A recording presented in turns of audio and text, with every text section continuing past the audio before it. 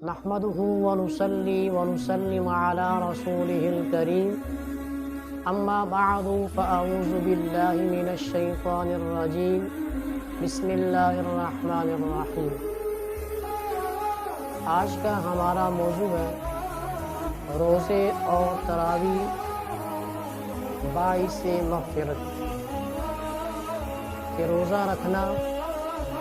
یا نماز تراویح ادا کرنا ہمارے لیے مغفرت کا سامان ہے، کہ ہم روزہ رکھ کر دن بھر بھوکا پیاسا رہ کر اور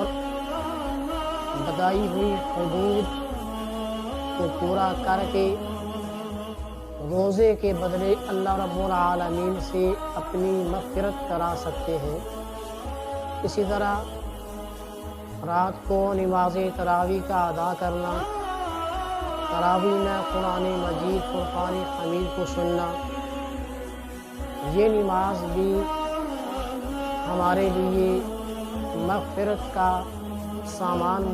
پیدا کرتی ہے۔ آج انشاءاللہ مختصر سی ویڈیو کے اندر جناب محمد الرسول اللہ صلی اللہ تبارک و تعالی علیہ وسلم کے ایک ارشاد کو آپ کے سامنے رکھیں گے، جس میں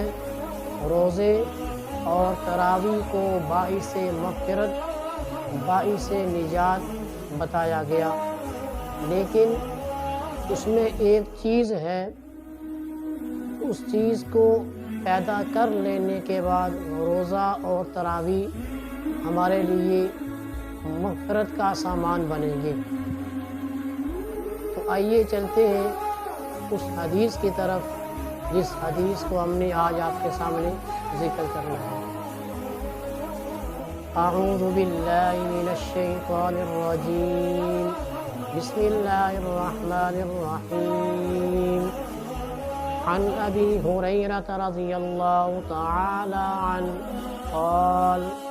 قال رسول اللہ صلی اللہ تعالی علیہ وسلم من صام رمضان ایمانا واحتسابا غفر له ما تقدم من ذنبه ومن قام رمضان ایمانا واحتسابا غفر له ما تقدم من ذنبه ومن قام ليلة القدر إيمانا واحتسابا غفر له ما تقدم من ذنبه أو كما قال عليه الصلاة والسلام۔ یہ حدیث میں نے آپ کے سامنے رکھی ہے، اور یہ حدیث بخاری شریف کے اندر اور مسلم شریف کے اندر بھی موجود ہے۔ ہم تھوڑا سا پہلے اس کا لفظی ترجمہ آپ کے سامنے رکھیں گے، پھر محاورہ، تاکہ آپ کو سمجھنا آسان ہو، پھر انشاءاللہ اس کے بعد اس کی تشریح اور پھر بات کو مکمل کریں گے۔ حضرت ابو ہریرہ جو آپ علیہ الصلوۃ والسلام کے صحابی ہیں، وہ فرماتے ہیں کہ اللہ کے نبی صلی اللہ تعالی علیہ وسلم نے فرمایا کہ من صاما، من وہ شخص، صاما جس نے روزہ رکھا، روزہ کون سا؟ رمضان کا روزہ رکھا، یعنی کہ فرض روزہ رکھا، نفلی روزہ نہیں، فرض روزہ رکھنے والے کے لیے یہ فضیلت ہے۔ من صاما جس نے روزہ رکھا، رمضان کا، ایمان کی حالت میں، احتساباً یقین کی حالت میں، تو کیا ہوگا؟ غفر لہ، معاف کر دیا جائے گا، لہو اس کے لیے، ما تقدم جو وہ بیچ چکا ہے، من ذنبی اپنے گناہوں میں سے، یعنی وہ جو برے کام کر چکا ہے، اس رمضان کی برکت سے، روزے کی برکت سے وہ معاف کر دیے جائیں گے۔ پھر اسی طرح ومن قام رمضان، کہ وہ آدمی جس نے قیام کیا، رات کو جاگا، لیکن وہ رات کون سی ہے جاگنے کی؟ عام رات نہیں، رمضان کی رات ایمان کی حالت میں جاگا اور ایمان رکھتے ہوئے، یقین رکھتے ہوئے، تو اس کو بھی یہی تحفہ اللہ رب العالمین کی طرف سے ملے گا کہ اس کے بھی پہلے والے گناہ جو اس عمل سے پہلے وہ کر چکا ہے، اس عمل کی برکت سے معاف ہو جائیں گے، معاف کر دیے جائیں گے۔ پھر اسی طرح وَمَنْ قَامَ لَيْلَةَ الْقَدْرِ، اور جس بندے نے قیام کیا، رات کو کھڑا ہوا، نوافل پڑھے، تو کس رات میں؟ لیلۃ القدر کی رات میں۔ یہ انشاءاللہ آگے بات آئے گی کہ لیلۃ القدر کون سی رات ہے۔ یہاں پر روزہ اور تراویح کی بات چل رہی ہے، تو اس کے لیے بھی یہی اعزاز ہے کہ اس کے بھی گزشتہ گناہ اس عمل کی برکت سے معاف ہو جائیں گے۔ اب آئیے اس کا ترجمہ آپ کے سامنے رکھتے ہیں۔ حضرت ابو ہریرہ رضی اللہ تعالی عنہ سے روایت ہے کہ رسول اللہ صلی اللہ تعالی علیہ وسلم نے فرمایا کہ جو لوگ رمضان کے روزے ایمان و احتساب کے ساتھ رکھیں گے، ان کے سب گزشتہ گناہ معاف کر دیے جائیں گے، اور ایسے ہی جو لوگ ایمان و احتساب کے ساتھ رمضان کی راتوں میں نوافل، تراویح، تہجد پڑھیں گے، ان کے بھی پچھلے سب گناہ معاف کر دیے جائیں گے۔ اور اسی طرح جو لوگ شب قدر میں ایمان و احتساب کے ساتھ نوافل پڑھیں گے، تو ان کے بھی پچھلے سارے گناہ معاف کر دیے جائیں گے۔ اور یہ حدیث بھی 3 بڑی کتابوں میں موجود ہے، بخاری، مسلم اور صحیح۔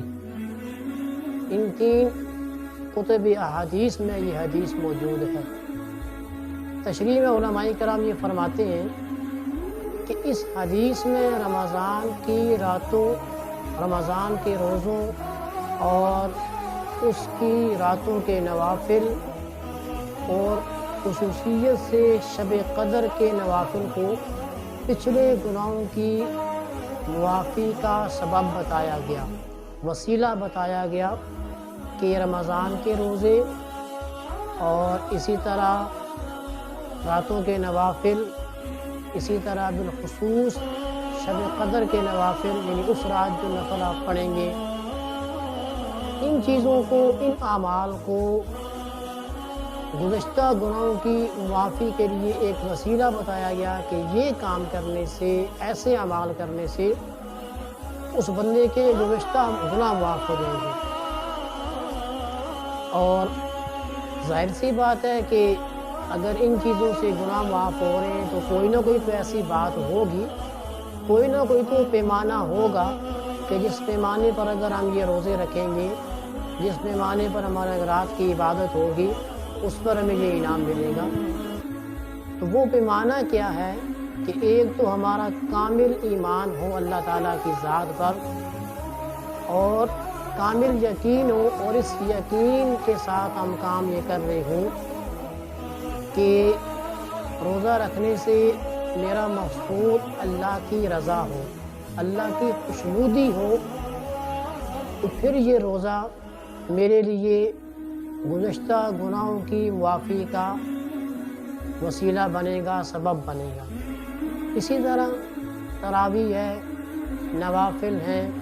اور شب قدر کی رات بالخصوص طور پر ذکر کیا گیا کہ اس رات کے نوافل ہیں، تراویح ہے، ان کی بھی یہی وجہ ہے کہ ان میں بھی اگر پڑھنے والے کے اندر کامل ایمان ہو، کامل ایمان ہو